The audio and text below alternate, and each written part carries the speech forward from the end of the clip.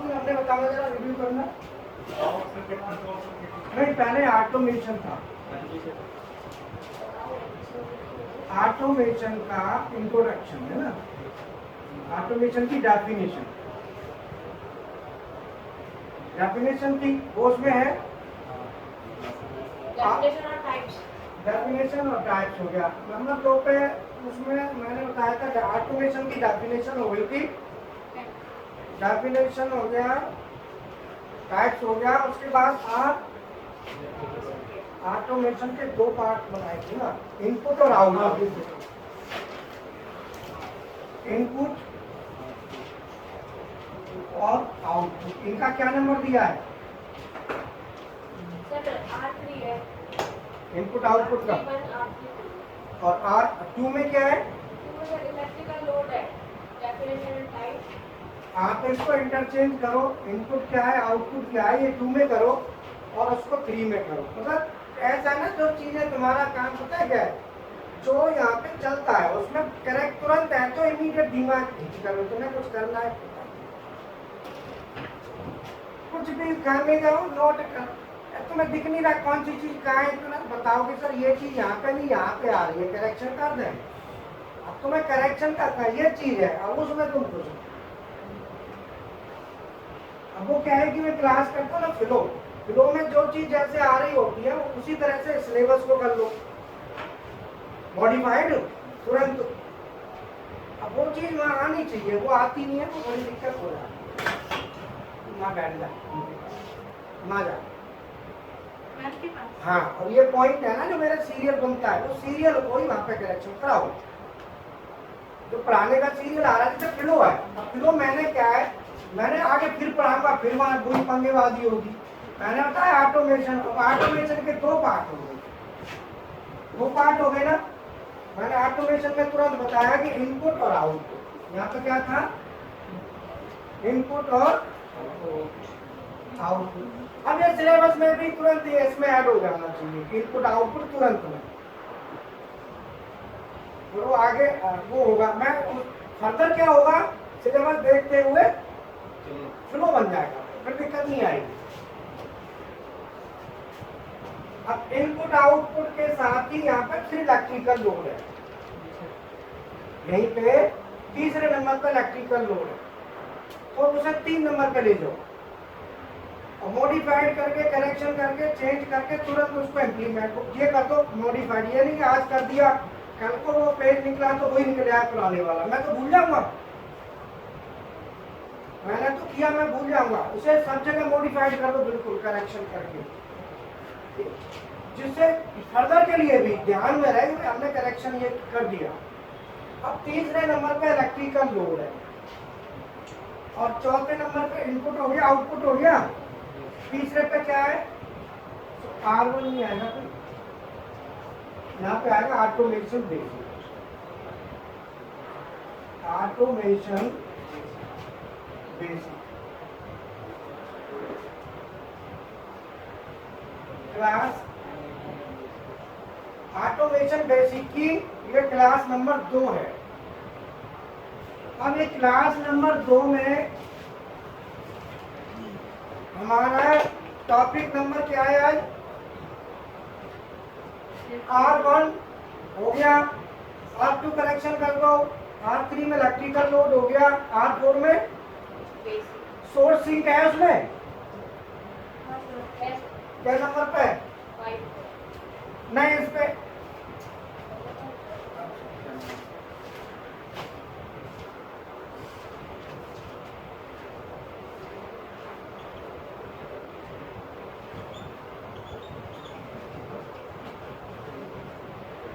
इसका बेसिक का सिलेबस समझ लो एक बार फिर। ऑटोमेशन बेसिक का सिलेबस है R1, आप नोट कर लो, आप लोग भी कर लो। R1 में आता है ऑटोमेशन बेसिक है ना, ऑटोमेशन डेफिनेशन, ऑटोमेशन की डेफिनेशन एंड टाइप। तो मैंने डेफिनेशन बताई थी, आपको टाइप नहीं बताया। आर वन में यही है, वन में और भी कुछ है 1.12 ऐसे है कुछ। सर बनी है डेफिनेशन और टाइप R2 है आउटपुट। ऑटोमेशन में से ब्रांच निकाल देते हैं तो वो इनपुट और आउटपुट हो जाता है। तो R2 में है इनपुट, R2 में फर्स्ट इनपुट और सेकंड आउट, यही है R2.1 2.2 ऐसे ही है ना। R3 इनपुट आउटपुट के बाद फिर मैंने क्या था इलेक्ट्रिकल लोड बना दिए थे। सर 2 में 1 में तो इनपुट हो गया, 2 में resistive load definition and example ले रखे हैं। मैंने तुम्हें अभी करेक्शन अभी बोला था कि 2 को 3 करो, तभी सर मैं लिख भी तो रही हूं सर, आप तो मैं लिखना क्या इनपुट आउटपुट हो गए 2 में, और क्या होना उसमें, तो 3 था 2 पे ले आए, तो ले तो आई सर। तो अब फिर बीच में क्यों डिस्टर्ब कर रहे हो। R2 में इनपुट आउटपुट कर दिया, करेक्शन खोल तो दिया, करेक्शन है उसमें। जैसे मैंने क्लास करी थी उस क्लास का फ्लो इसमें सेम आना चाहिए सिलेबस में, जो फर्दर क्लास की जाए तो फ्लो से चले क्लास के साथ। R3 में इलेक्ट्रिकल लोड है पूरा, इंडक्टिव रेजिस्टिव कैपेसिटिव जो भी डिटेल है। तुरंत R4 था, फिर सोर्स और सिंक टाइप कंट्रोल था। R4 था ना,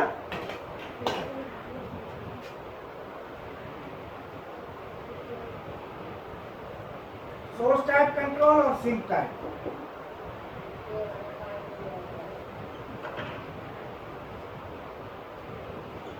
ये R4 में था। वो तो सर बेसिक इलेक्ट्रिकल। अरे भाई चेंज कर लो, मैंने पिछली क्लास करी है, अब ये चलेगा, उसको आगे पीछे फटाफट करो, उसे खींच के नंबर पॉइंट वॉइंट जो बना रखे वो तो ऐसे चीज रहेंगे, पॉइंट नहीं बिगाड़ने। मैंने जो लिखा है शॉर्ट में छोटा सा नहीं लिखना, चीज वही रहेगी, उनको आगे पीछे कर दो। क्योंकि मैंने जो फ्लो बनाया था वो वहां से चलाया ऑटोमेशन से। ऑटोमेशन बेसिक में तुरंत मैंने 2 लाइन बनाई, ऑटोमेशन लिया, बेसिक लिया, इसकी 2 लाइन करी, 2 लाइन को सीधा इनपुट आउटपुट में कन्वर्ट कर लिया। इनपुट आउटपुट यहीं पे इलेक्ट्रिकल लोड वो यहीं से डिफाइन 3 पे इलेक्ट्रिकल लोड डाल दिया R3 में। R4 में सोर्स टाइप और सिंक टाइप कंट्रोल था, बोलो सोर्स और सिंक बताया था ना, सोर्स टाइप कंट्रोल और सिंक टाइप। अब ये 4 बन गया। अब सोर्स और सिंक के बाद फिर बात आ रही थी पावर सर्किट और कंट्रोल सर्किट, है ना। अब आता है पावर सर्किट R5।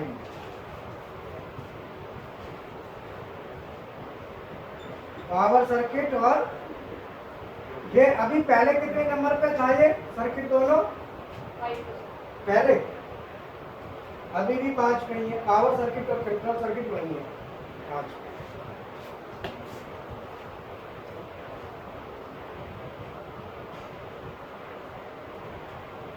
और 6 पे क्या एलिमेंट होंगे फिर, हैं? हाँ, तो ये सीक्वेंसिंग चेंज कमेंट में करके पूरा उसको बिल्कुल फाइनल मॉल लगा के करेक्टेड डेट भी डालो पेज पे बाकायदा कि मैंने आज की डेट में कनेक्शन किया, एडिटेड ऑन, जिसे पता रहे कि ये चेंज हुआ। चलिए पता चला इससे पहले वाला ही फॉर्मेट सामने आ गया, तो वो भी नहीं होना चाहिए। आज अब आता है पावर सर्किट और कंट्रोल सर्किट। इट मींस हम R5 पे हैं, इस पे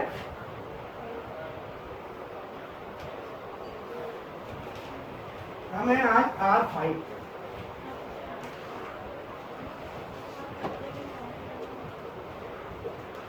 R5 ठीक है। ये क्या है सिलेबस है, फर्दर नेक्स्ट चलेगा उसमें भी ये सेम ही चलेगा, है ना। R5 अब इस पर R1 में क्या है, वो 4 R1 के अंदर ही ना 4 और वो 4 तक हो गया था इंडेक्स के हिसाब से, सिलेबस के हिसाब से वो 4 तक कवर कर दिया था उसमें, इसलिए 2 3 4 लिखा नहीं था। अब ये सिर्फ 5 आ गया, 2 3 4 उसी में।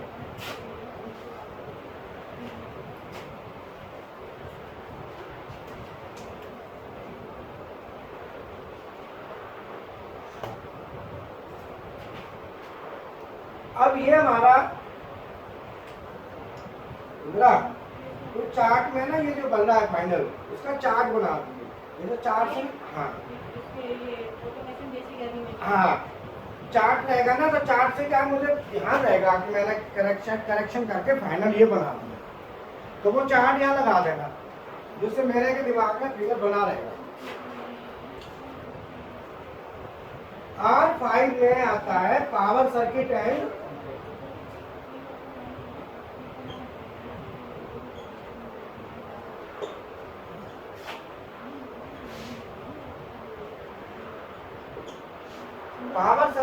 कंट्रोल।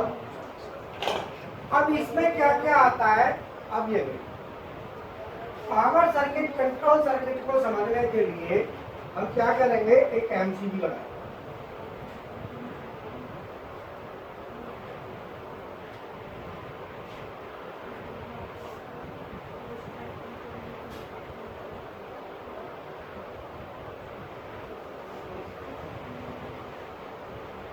ये एक हमने लगा दी एमसीबी।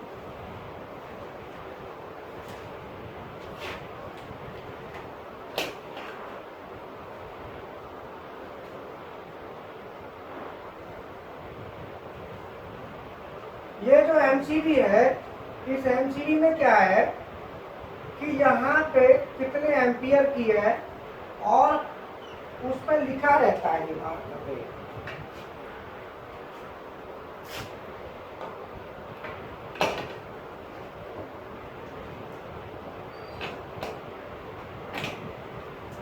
इस पर लिखा रहेगा कि मान लो ये एमसीबी हमारी C16 की है, 16 एम्पियर की एमसीबी है। सी क्या है इसका, क्लास। सी क्या है इसका, क्लास। C16 16 एम्पियर के एमसीबी में सी हमने लिए। तो आप पिछली क्लास से याद करो कि अगर एमसीबी पे सी लिखा है, इसका मतलब वो किस तरह के लोड के लिए सुइटेबल है, पिछले बताया था, बताया वो मोटर चलाने के लिए, हाँ मोटर लोड के लिए सी वाली एमसीबी।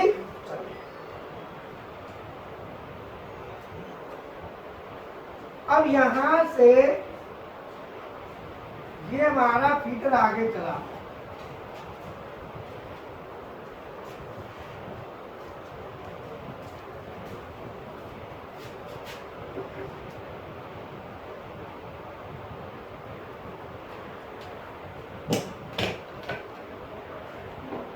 अब यहाँ पे कभी भी आप एक बात ध्यान रखना कि ये जो पॉइंट लिखे हुए ना, ये दिखाई दे रहा है, इन पे नंबर जब भी डालोगे तो नंबर डालते समय आपको एक ध्यान रखना है कि मान लो इधर दे दिया R और ये दूसरा फेस Y और तीसरा फेस Q। जब भी आप इधर नंबर डालेंगे तो अपोजिट में सेम नंबर नहीं रखना है, चाहे उसमें चेंज छोटा करो बट चेंज जरूर करो। जैसे आपने लिखा यहाँ पे R, तो यहाँ पे लिख दो R1, Y लिखा तो और B लिखा तो। अब ये बताओ ये क्यों लिखा है, इसका क्या मतलब है? इसका मतलब है कि अगर मान लो यहाँ दो तार होती और ये B है और ये भी B होता और ये भी B होता, अब मान लो गलती से एक तार यहाँ से हट गई। अब ये बताओ इस B नंबर की तार को मैं कहाँ लगा सकता हूँ, इधर या उधर? इस कंडीशन में ये जो लिखा हुआ है, इस लिखे हुए से ऐसा लगता है कि ये यहाँ भी लग सकती है और यहाँ भी लग सकती है, क्यों नहीं? दोनों में कोई अंतर तो है नहीं। तो इसीलिए ध्यान रहे कि इसका नंबर चेंज कर दो। अब आपका क्लियर है कि ये यहीं लगेगा, बोलो अब क्लियर हो गया?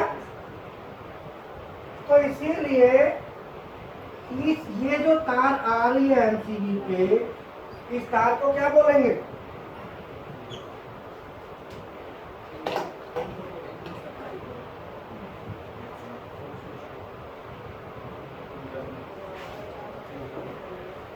कभी भी NONC कांटेक्ट पे आने वाली तार इनकमिंग होती है और जाने वाली तार आउटगोइंग। तो ये तार इनकमिंग है तो ये तार क्या होगी, ये क्या होगी, आउटगोइंग। बोलो क्लियर है?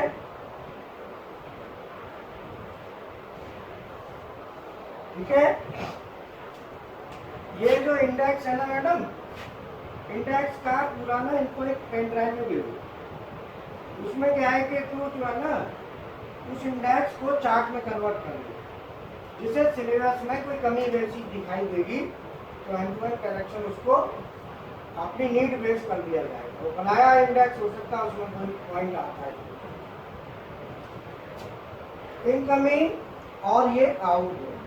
इनकमिंग बोलेंगे, इनपुट नहीं कहेंगे।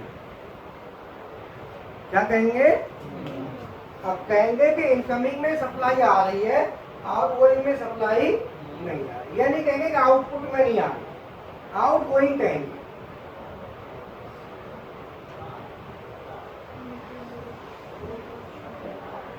अब ये सप्लाई यहां से चली, ये सप्लाई जाएगी, इसको लेके जाओ कॉन्टैक्ट। अब मैं यहां से हटा रहा हूं क्योंकि यहाँ पे मुझे और काम करना है। आप अपना बना के लिख लो, मेरे को आगे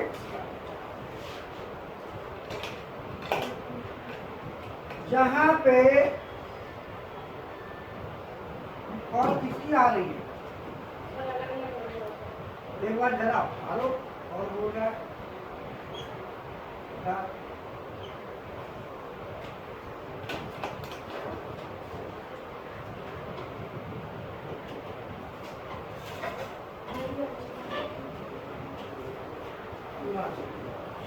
क्या पता चलेगा किसी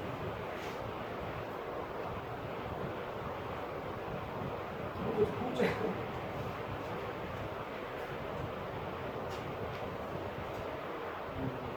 इनपुट आउटपुट क्या कह रहे हो?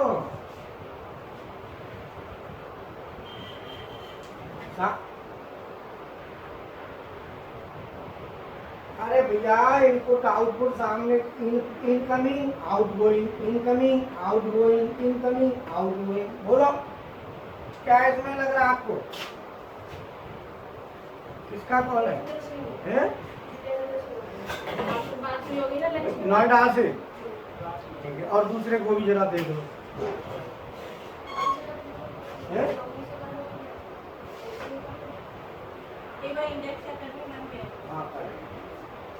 तो क्या है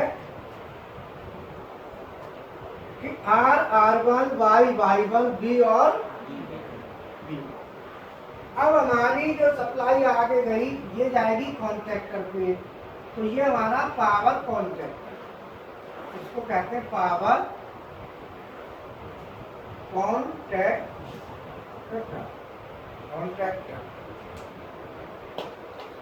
ठीक है जी। अब देखो पावर कॉन्ट्रैक्टर कंट्रोल कॉन्ट्रैक्टर है उसमें तुम्हारे, इसमें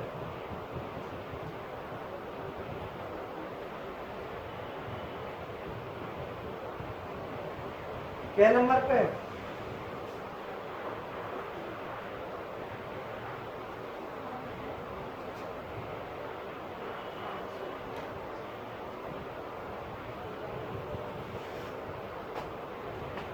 अगर ये पावर का है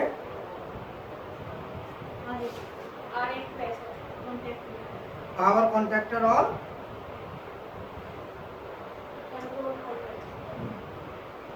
अब इनके नंबर चेंज होंगे। ये R8 से उठ के इस सर्किट में आ रहा है तो ये अगला नंबर 6 पे डालना पड़ेगा।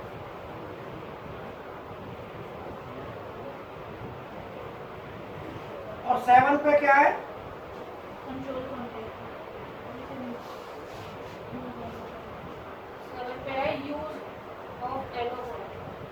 अच्छा 6 पे लिमिट स्विच वगैरह आपने बताया था ना, या अभी चेंज जो करवाया था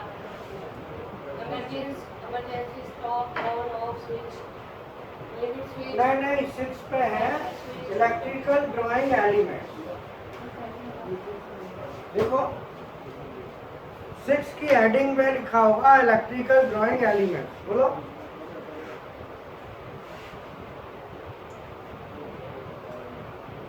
हेडिंग में नहीं है, 2 में है, 6.2 में।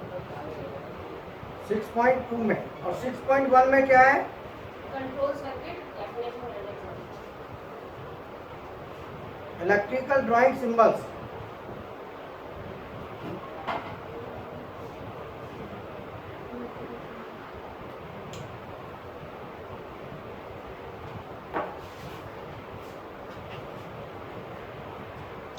अब यहाँ पे पावर कॉन्ट्रैक्टर पे जो लिखा रहता है वो हमेशा आपको मिलेगा L1 T1, L2 T2, L3 T3।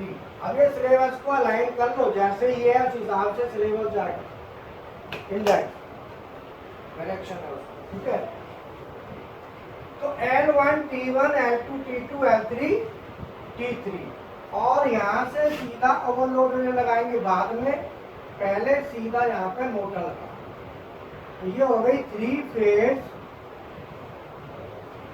Motor को सप्लाई दे। तो मोटर को सप्लाई दोगे तो यहाँ पे दे दोगे, ठीक है। आपने क्या करा, 3 फेज मोटर को कनेक्शन दे दिया। अब ये मोटर कब चलेगी? जब ये बत्ती लगेगी, ऊपर वाली नीचे सटेगी, ये से सटेगी, तब ये चलेगी। तो अगर 3 फेज मोटर लगाई है तो कॉन्ट्रैक्टर पावर का लगेगा। कौन सा लगेगा? पावर का। पहचान कैसे करेंगे पावर की, अभी वो भी बात करेंगे। इस कॉन्ट्रैक्टर की जहां पे एक कॉइल होगी,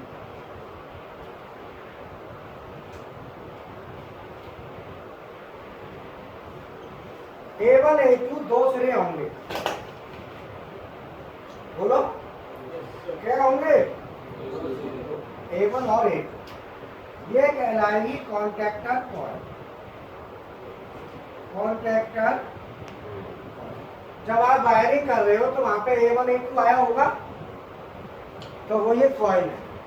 जब आप इस कॉइल को सप्लाई दोगे तो इसमें क्या बनेगा? मैग्नेट। जब इसमें मैग्नेट बनेगा तो इसको वो नीचे को खींचेगी। So this is magnetic plunger. ये क्या है? प्लंजर। इस प्लंजर को खींचेगी तो ये वाली पत्ती इधर टच करेगी और इधर करेगी, ये वाली पत्ती इधर टच करेगी, इधर करेगी, और ये वाली पत्ती ये इधर और ये वाली इधर, और ये, बोलो समझ में आया? जब ये पत्तियां टच कर जाएंगी तो हमारी जो सप्लाई है वो आगे को चलेगी। और ये कॉइल में मैग्नेट तब बनेगा जब ये कॉइल ऑन होगी। बगैर ऑन होने बन जाएगा? नहीं बनेगा। अब ऑन करने के लिए इसको सप्लाई देनी पड़ेगी, बोलो। बगैर सप्लाई दिए काम हो जाएगा? नहीं होगा। जब सप्लाई देनी पड़ेगी तो कितनी देनी पड़ेगी? बात ही आती है, कितनी देनी पड़ेगी? है तो इस पर लिखी होगी, अपनी मर्जी से थोड़ी 220 दे सकती। वायर पर देखो कितना लिखा है, जहाँ तार लगाते हो वहाँ एक पट्टी सी होती है छोटी सी, उस पर लिखा रहता है फ्रीक्वेंसी और वोल्टेज, उस पर देख लो। जहाँ तार कनेक्ट करते हो वहाँ लिखा रहेगा। तो कॉन्ट्रैक्टर कॉइल का अगर वोल्टेज दिया हुआ है 220 वोल्ट, और इस पर नहीं लिखा है AC/DC, कुछ नहीं लिखा, लेकिन ये लिखा है कि 50 हर्ट्ज, तो समझ लो ये AC है। क्यों नहीं? या तो AC लिखा होगा, और AC अगर नहीं लिखा है तो 50 हर्ट्ज लिखा है, तो 50 हर्ट्ज का मायने भी AC है। Meaning of 50 hertz is also AC। तो ये AC हो गया। अब आप कॉइल को सप्लाई चाहिए कितनी? 220 वोल्ट। जहां पे मान लो आपने ले लिया न्यूट्रल, तो क्या करेंगे? न्यूट्रल को तो दे देंगे डायरेक्ट, दे दिया न्यूट्रल डायरेक्ट गया, और फेज यहां से उठा लो।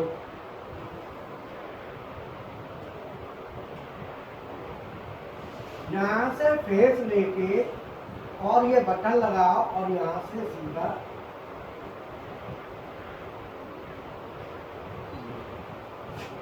तो इसे कहते हैं स्टार्ट पुश बटन।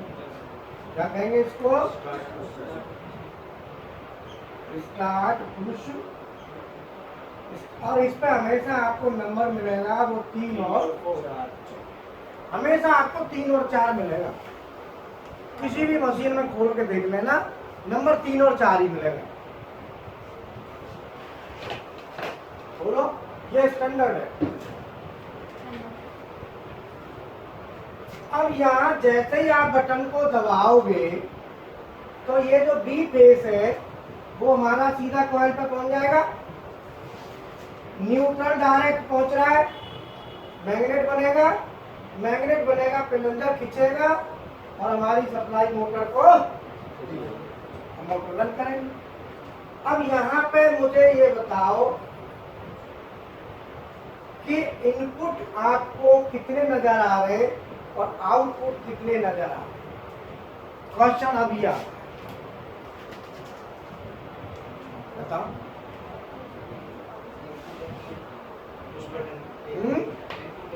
इनपुट कौन कौन सा है?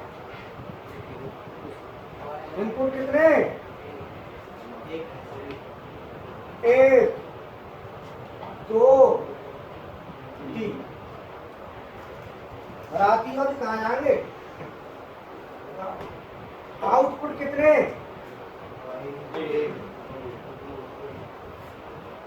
अब इनको हमें सर्किट जो है ना, ये हमने कंबाइंड सर्किट है। ये क्या है? कंबाइंड। अब इस सर्किट को हमें क्या करना है? पावर और कंट्रोल में क्या करना है? पावर और कंट्रोल में डिवाइड करना है। ठीक है, तो अब ये बताओ कि यहाँ पे आउटपुट कितने? पावर सर्किट या कंट्रोल सर्किट का आउटपुट है वो हमें यहाँ पे डिसाइड करेंगे। तो ये बताओ पावर सर्किट के कितने आउटपुट हैं? बोलो। 1 है। और कंट्रोल सर्किट का 1 है। समझ में आई? दोनों के 1 इसका मतलब अब इसको तोड़ के 2 सर्किट बना लिए जाए, एक पावर का और एक कंट्रोल का। पीएलसी से पावर सर्किट और कंट्रोल सर्किट दोनों पीएलसी से सॉफ्टवेयर में बनाए जा सकते हैं कि नहीं?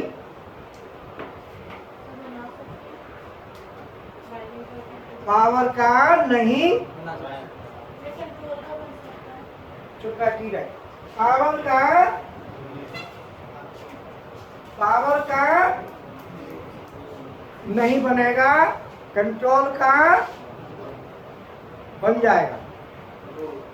ठीक है,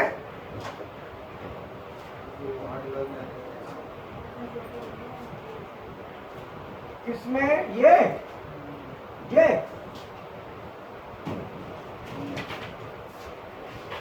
कोई दिक्कत नहीं, फिर भी कंट्रोल का ही रहेगा क्योंकि सर्किट तो इस पे डिपेंड करेगा कॉइल पे। ये कॉइल आती है कंट्रोल सर्किट में। नहीं कोई कुछ नहीं, कोई नहीं। एक तार यहाँ से और उठाओ, लियो साहब और बोलो। न्यूट्रल है, बाहर में जान दो। न्यूट्रल का कोई ठेका ले रखे हमने, हमें तो कॉइल ऑन करानी है। मैंने कहा न्यूट्रल का ठेका ले रखे, न्यूट्रल छोड़ो, कैसे भुग जाएगी कॉइल। ये कॉइल वोल्टेज 220 की नहीं होगी, फिर होगी 415 की। कॉइल वोल्टेज 415 की होगी तब देंगे। हाँ 220 में मत दे देना, नहीं तो धुआं देगी।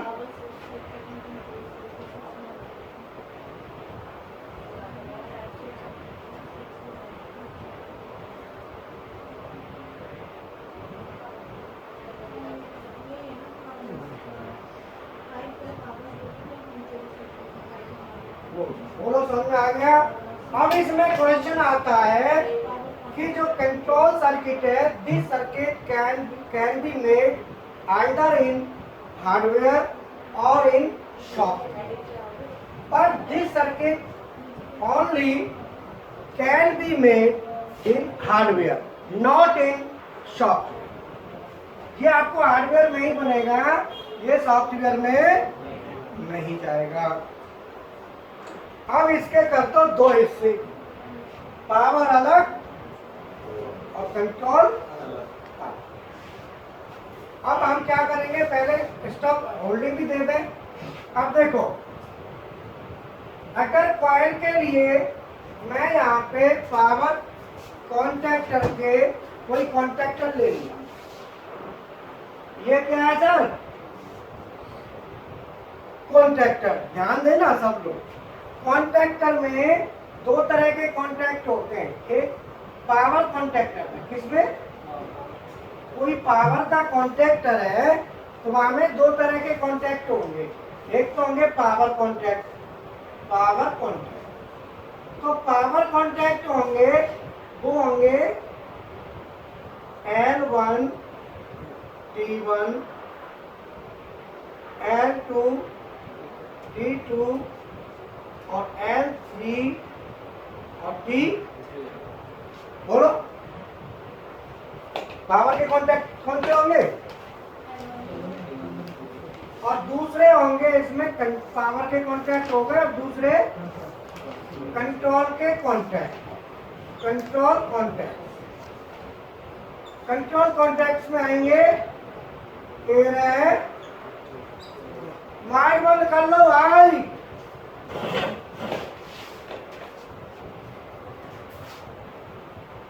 13, 14, 23, 24 और 11। ये कंट्रोल के कॉन्टैक्ट हैं। तो कंट्रोल के कॉन्टैक्ट की जो नंबर कोडिंग होती है वो NO की जो नॉर्मल ओपन होता है उसकी कहां से शुरू होती है? 3, 4 के बाद अगला सीरीज आती है 13। तो इसमें मैं कॉन्टैक्ट कंट्रोल का ले लेता हूँ, उसमें नंबर दे देता हूँ 13। तो ये कॉन्टैक्ट का हुआ, पावर का कि कंट्रोल का? और एक ले लेता हूँ NC, उसमें दे देता हूँ 11, या NC लगा देता हूँ और उसमें दे देता हूँ 11। अब इसका मतलब इस कॉन्टैक्टर में कितने टोटल कॉन्टैक्ट हैं? 5 टोटल। कितने हैं? पावर के कितने और कंट्रोल के 2। कंट्रोल के जो कंट्रोल के होते हैं उनसे बनता है कंट्रोल सर्किट, और जो पावर के होते हैं उनसे बनता है पावर सर्किट। तो कंट्रोल सर्किट का जो एम्पियर होता है वो कितना होता है? लेस देन 5 एम्पियर, 5 से कम। अब मान लो आपकी मोटर 3 फेज मोटर है और ये 5 HP की है, तो 5 HP की मोटर का करंट कितना होगा? 7.5 एम्पियर। और 7.5 एम्पियर में कॉन्टैक्टर लगाओगे तो 15 का डबल। तो 15 एम्पियर का मतलब है कि इन पावर के कॉन्टैक्ट हैं, इनकी जो रेटिंग है इस मोटर के हिसाब से कितने की होगी? 15 एम्पियर। हमें पावर के कॉन्टैक्ट चाहिए, उनका एम्पियर रेटिंग कितना हो? 15। उनका रेटिंग तो 15 हो। इसका मतलब क्या है कि 15 एम्पियर तक के करंट को ये आराम से सहन कर लें। बोलो। और जो कंट्रोल के कॉन्टैक्ट हैं इनका करंट रेटिंग कितना हो? ये फिक्स है, ये चेंज होगा नहीं। कंट्रोल का तो इतना ही है, ये कोई चेंज इसमें। और सीधा है, मान लो हमारी एक, हमने क्या करा, बटन दबाई, मोटर चल गई। जब मोटर चलते चलते ये कॉन्टैक्ट खराब हो गया, मान लो कार्बन आ गई या जल गया, तो आप क्या करोगे? क्या एक आपके पास एक एनो कॉन्टैक्ट खाली है, क्या आप इसको यूज कर लोगे? क्या होगा करोगे तो? क्यों जलेगा?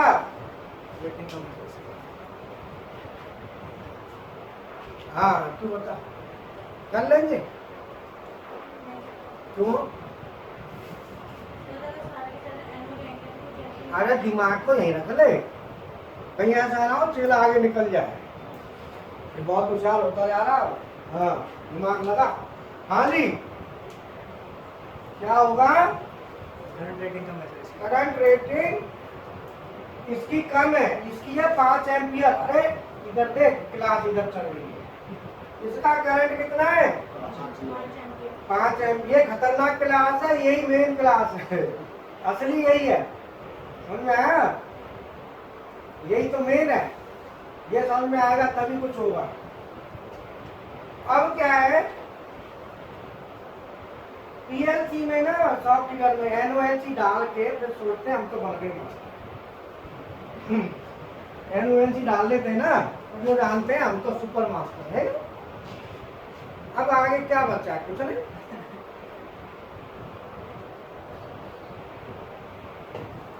ये पता नहीं, श्री रामायण तो बाद में शुरू होती है,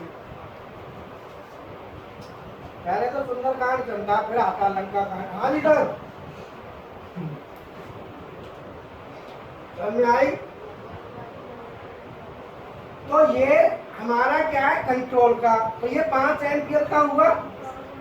जब ये 5 एम्पियर का है तो 5 एम्पियर का कॉन्टैक्ट करंट लेगा, और हमने गलती से ये जल गया और इसकी तार हम इस पे लेके जाना चाहें तो ऐसा नहीं करेंगे, नहीं तो मामला ठीक है। तो इसके लिए इसको केवल हम कंट्रोल सर्किट के लिए यूज कर सकते हैं। फिर आप कहोगे फिर लगाया क्यों, जब कॉन्टैक्टर में दिया क्यों? तो दिया इसीलिए होल्डिंग कराने के लिए। तो हम क्या करेंगे, 3 को 13 से मिलाओ और 4 को 14 से, तो आपकी ये होल्डिंग बनी। अब एक बार बटन दबाओ, कॉन्टैक्टर ऑन, बटन छोड़ दो तो भी हो, ये काम बन गई। यहाँ तक प्रैक्टिकल हो गया आपका? ओके। अब बात आती है, ये होल्ड तो हो गया, अब काटो, कभी तो काटना पड़ेगा। तो ऑफ करने के लिए यहाँ पे एक स्टॉप बटन ऑन है, इस पे नंबर होता है 1 और 2, और ये बटन हो गई स्टॉप। तो इसका मतलब सीधा है कि 1 और 2 नंबर कंट्रोल का नंबर है, एच पर IS स्टैंडर्ड। 1 और 2 कंट्रोल का है NC, और 3 और 4 कुछ NO। लेकिन ये दोनों push button, selector switch, on off switch, limit switch, pressure switch, foot switch उनके हैं। अगर कॉन्टैक्टर में जाओगे तो 1 और 2 के आगे की सीरीज 11-12 के साथ आएगी, 21-22 के साथ आएगी, और NC के तो NC हो गया, और NO में 13-14, 13 के 14 के साथ, 23-24 के साथ, 33। ठीक है जी, बोलो यहाँ तक क्लियर है एकदम। अब इसका मतलब ये हुआ कि अगर कोई भी पावर का कॉन्टैक्टर आप खरीदते हो तो उस कॉन्टैक्टर में पावर के कॉन्टैक्ट तो होंगे, लेकिन साथ में कंट्रोल के भी कॉन्टैक्ट मिलेंगे। तो कंट्रोल के कॉन्टैक्ट का ध्यान आपने रखना है। ठीक है, अब बोलो यहाँ तक। माइक बंद कर दो भैया, माइक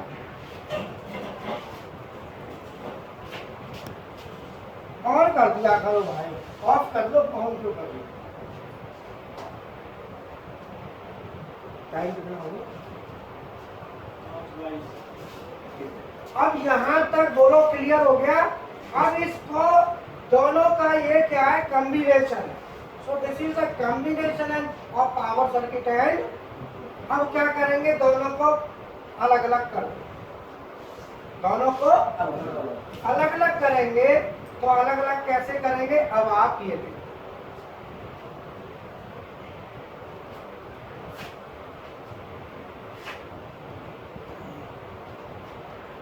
अलग अलग करने के लिए कंट्रोल, पहले ये कंट्रोल वाले को ले लो। देखो कंट्रोल वाले को लोगे तो यहाँ पे लिख देता हूँ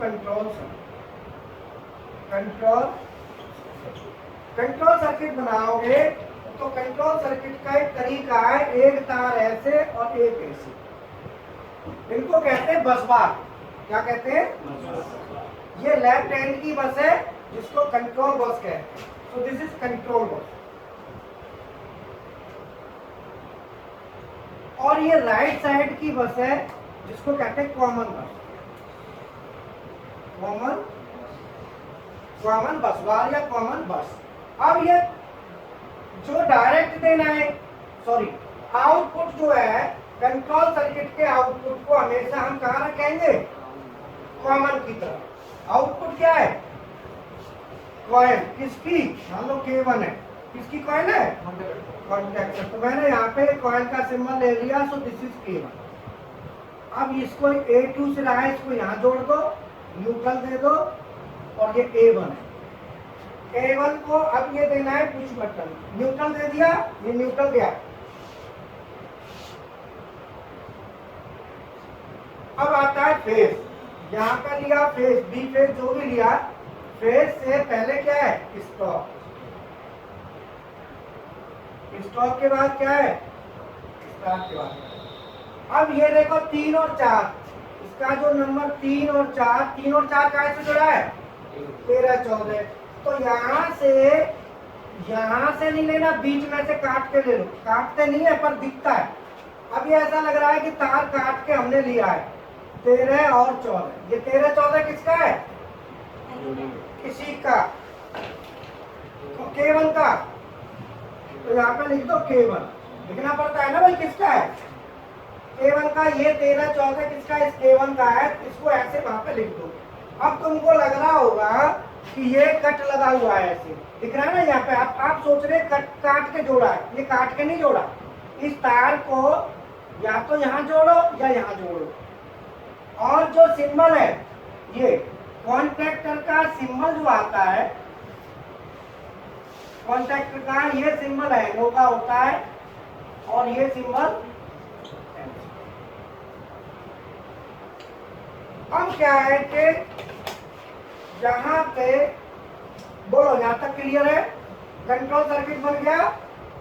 अब मैं कंट्रोल बन गया तो कंट्रोल यहाँ से हटा दिया। बोली अब लेता हूँ पावर को उठा के ऐसे कर दो। बोली या तो ऐसे ही रहने दो। बस इसमें क्या करना है कि जुगाड़ को ऐसे में करके बदल दो। इसको कैसे बदलना है? ऐसे फॉर्मेट में कर।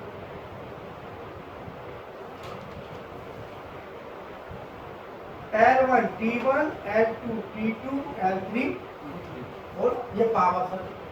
कंट्रोल वाला सब जुगाड़ हटा दिया और कॉन्टैक्ट के जो सिंबल थे कॉन्टैक्ट वाले वो ऐसे बना दिए। तो ये हो गया पावर का। So control circuit and power. तो दिस इज पावर सर्किट। ये क्या है? तो पावर सर्किट को अगर मैं यहाँ बनाना चाहूँ तो पावर सर्किट कैसे बनेगा? 3 फेस ले लो, एमसीबी लगा दो, दोनों लगाओगे, एमसीबी लग गई। यहाँ से ये ले लो, यहाँ से कॉन्टैक्ट का,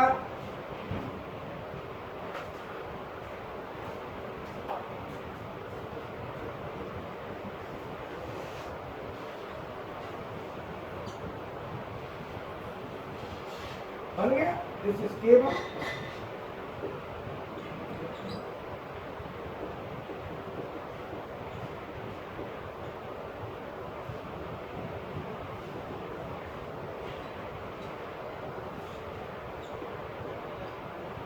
बोलो ये पावर सर्किट बन गया।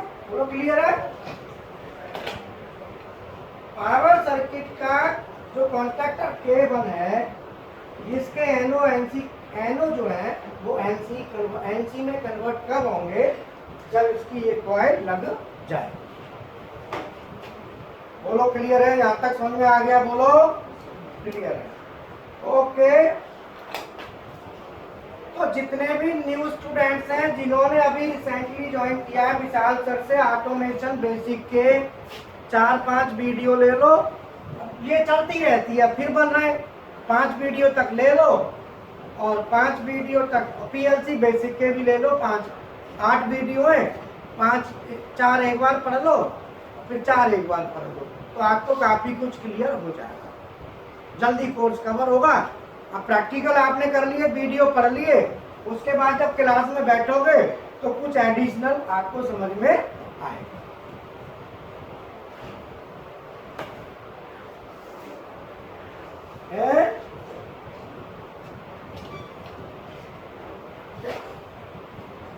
हाँ सर, नहीं देखो ओवरलोड इसलिए नहीं दिखाया कि अभी क्या है, स्टार्टिंग पॉइंट हम मान के चल रहे हैं, तो इसलिए ओवरलोड को इसमें कंसीडर अभी जानबूझ के नहीं करा है, क्योंकि नेक्स्ट में ले लेंगे उसको, फिर स्टार डेल्टा D1 बनाएंगे ना, तो उसमें दिखाएंगे पूरा।